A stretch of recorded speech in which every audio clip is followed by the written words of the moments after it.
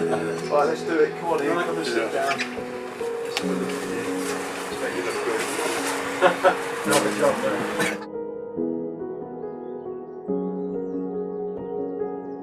Let me get my glasses. Here, get your glasses. Old Git's making programs. So do you want me to introduce him so he can introduce himself, or just go bang into the... Well, it started when I was a kid, really. My mother would always buy us lots of paints and crayons, and I just had a love of art. And she'd get a roll of wallpaper, tear a strip off, and I'd fill it on. I used to love just drawing and colouring and making patterns. We also had like little coloured balls, and we made patterns. We were just very arty. My mum was quite arty, and just encouraged me to draw, and I could draw quite well.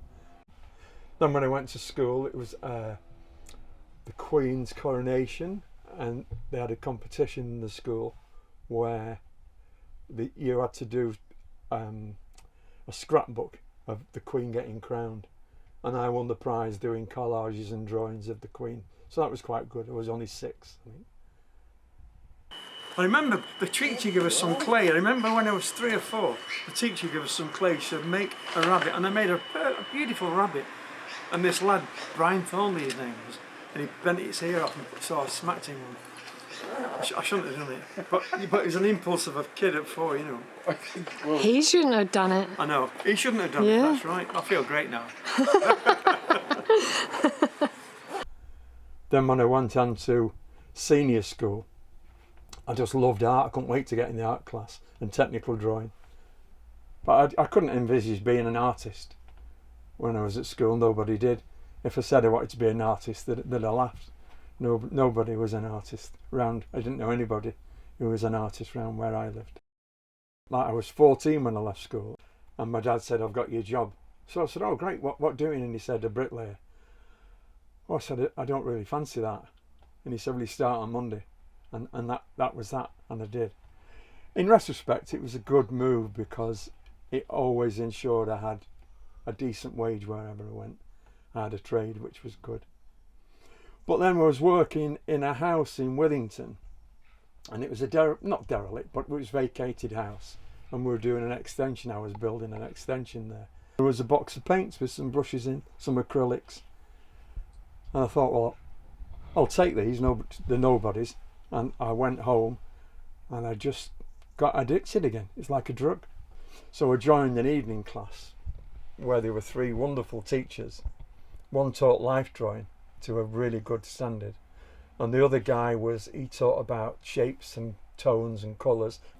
Somebody said to me after a year or 2, "Why don't you try for a degree?" I said, "Oh, I couldn't do a degree. I've not got quite the qualifications." Anyway, I phoned up and he said, "Well, come down." And I went with an old suitcase I got from a second-hand shop and filled it with paintings. And I had an interview, and he said, "These are really good, but how do I know you've done them?" So I said, "Well, I have." And he said, "Well, go away and come back in a month and do a painting every day and bring them back." So I did just that. And I went then, and I painted every day. I went out down the River Mersey and the Mersey banks, and I went back in a month's time, and I went in for the interview again, and he looked at me and he says, "Yeah, you're in." I don't drink, but I used to go in the club round the corner, and I did a portrait of a few people drinking. I did one of various people, and this guy said he hadn't done one of me. So I said, "Well, I'll do you one then." So I did him this quite a simple portrait, and he brought it back a week later. He said, "My wife said we've got enough rubbish in the house." He said, "We don't want it, but thanks all the same." I was lucky because that was the time when they give grants out, and I think I got about £4,000 a year for being a student. So it was great. It was a wonderful time to be taught about art. We had wonderful art historians and good lecturers, and I couldn't believe it was like being in paradise on my own studio space. And they give a box of paints every term. They give you a box of paints, and you could have as much canvas as you wanted. So I was doing quite large 6 foot by 6 foot paintings. So that's my introduction into art. So what did you enjoy about art that made you aware what you wanted to do as a young boy? I just liked the focus of it, like in a Zen way. I wasn't aware of Zen at the time, but when you focused on your art, nothing else was distracting you, and you could paint and just get lost in what you were painting. I just enjoyed creating things, and it's nice when you're a kid and somebody said, "Oh, that's good." You know, it was nice to get compliments. Well, I'd finished my degree, and I went out most days painting. I had illusions of being a good painter, and I went out down by the Mersey Banks again and round Chorlton Water Park and did lots and lots of paintings and drawings. And a chap I know called Chris Crow, he had a gallery on Lapwing Lane, and he said, "Would you like to have an exhibition?" Well, being a student, we had enough to survive on, and we didn't have any money really for years, my wife and I. In fact, she did 2 jobs while I was at uni to help along. So I put in 20 odd paintings. I put in the art gallery, and we had the opening night, and I'd sold nearly everything after a week, and we loved it. I think I got about £2,000, which was a lot of money in 1986-87. And I said to my wife Sandra, I'll put it in the bank on Monday. She says, "You won't." She says, "You'll get some tickets for London. We're going to go on first class on the train, and we're going to stop in a good hotel." And me, my wife and my son Lee, we had a wonderful time in London and really enjoyed it. And following after that, about a month later after that, we went to Paris to see the exhibitions. It was great. I'm glad we did it now in retrospect. It would probably still be in the bank if we'd have put it there.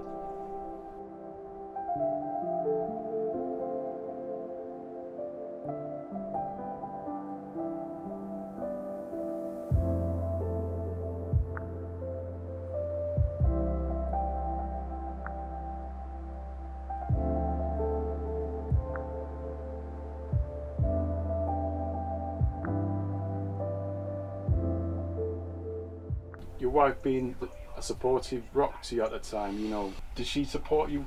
Oh, 100%. She was glad I was doing my degree. She was quite pleased that I'd changed career, and I'd done some lecturing at Salford University for a few years and at South Manchester College. So she was just pleased that we'd changed course, but she was 100% behind whatever I did, and she's always been a stalwart there by my side to help me in any way possible. But unfortunately, after a while, Margaret Thatcher cut down the part-time lecturers in art. She cut down all the arts money, and then I had to go back building, which was a bit of a shame. So I used to work perhaps 3 or 4 days a week. The money came in; it was good, but and I used to paint perhaps a couple of days. So I kept going painting, but I couldn't put my heart and soul into it. Family had to come first because of what Sandra had done for me. I had to keep the family well, so it got quite mislaid a bit. But I managed to carry on, and they had an exhibition at the Castlefield Gallery, and I put a couple of works in there which were accepted. Manchester Art Gallery bought a painting of mine for the Rutherston Loan collection. It was of my wife Sandra Ironing, which was a rarity. So we're still doing all right. I'm still doing loads of drawings. I've got loads of sketchbooks that I've filled, and I've never ceased to love art and getting involved in it. So when I retired, which I did at 63, I painted full time again. Loved it. Okay, just stop it. Yeah, let's stop there. Did it go off a bit then? No, it's you went class. really well, class that.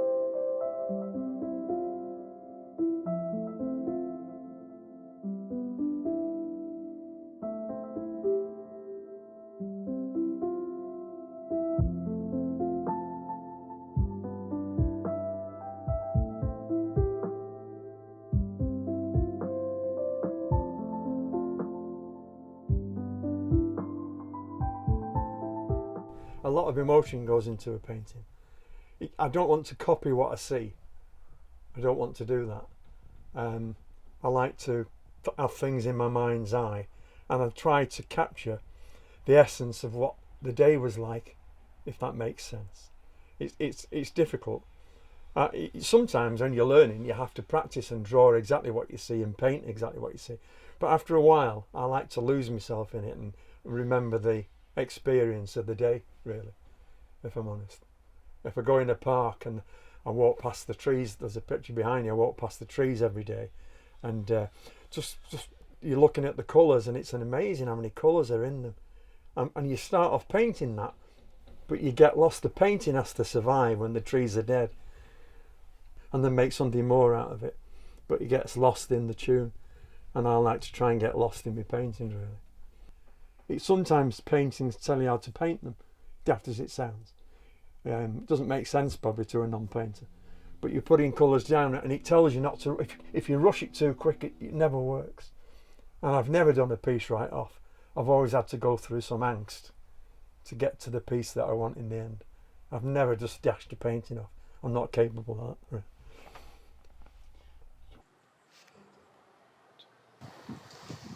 That's magic. Thank Don't move you. the chair.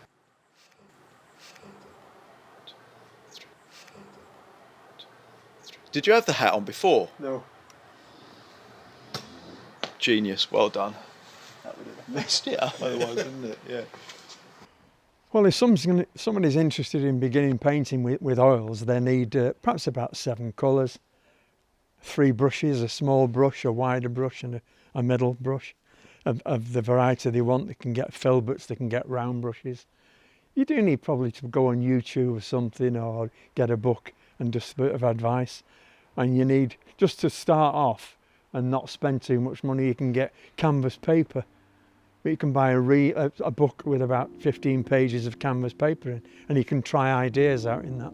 So if I was beginning again, I'd advise myself to do all that, really. Dan splits it, and that's shot empty. So empty, painting comes in, stays for a bit, goes out.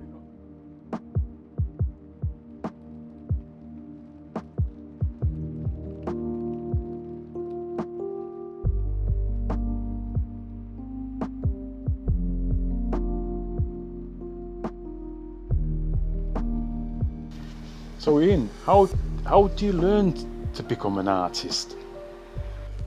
I don't know if you do. You can have basic lessons. You can learn how to see again, because I think we have a preconception of what we think we know.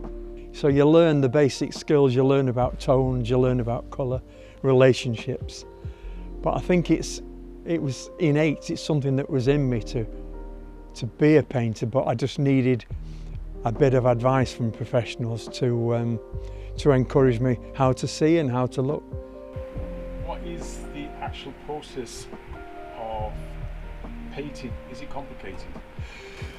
I don't think there's a formula there's not a panacea for everybody to do it. I like to get rid of the white of the canvas. If I just draw out simply everything I want and colour it in, there's nothing creative in that. I like to, as I say, get rid of the whole white of the canvas, and eventually, bit by bit, I'll feel my way through and I'll get where I want to get sometimes.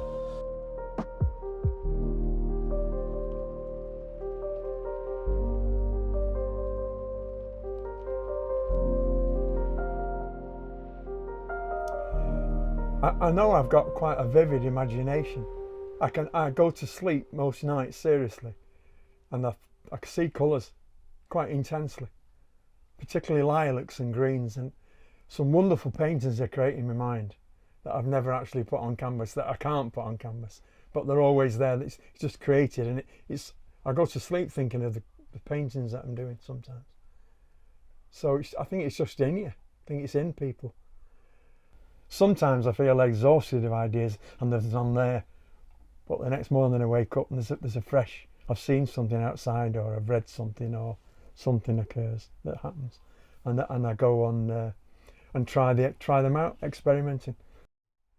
I know people now who get too intense about it, and I find that there's a time to step back and not get lost in the maze of ideas and things like that.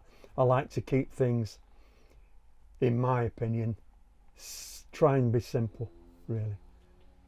And life's getting shorter as you get older, so there's even more to see. It becomes more intense. You become more appreciative of what you see and the things around you that we take for granted. Just the simple things in nature, or colours of stones or things. It's art's all around us, really. I enjoy what I do. It's nothing to do with financial success or anything like that. I just have a desire and a love of putting paint down, really.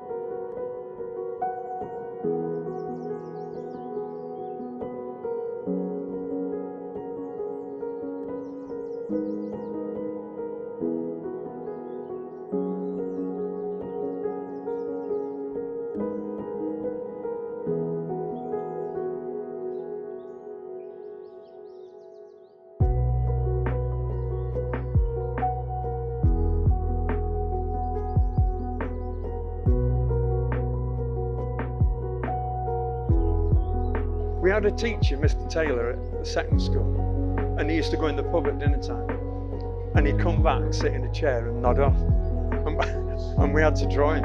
That was quite good. That was my first sort of stages. Then we had to wake him up and say, "Sir, it's finished now, you know. The class is finished." And he'd go, "All right."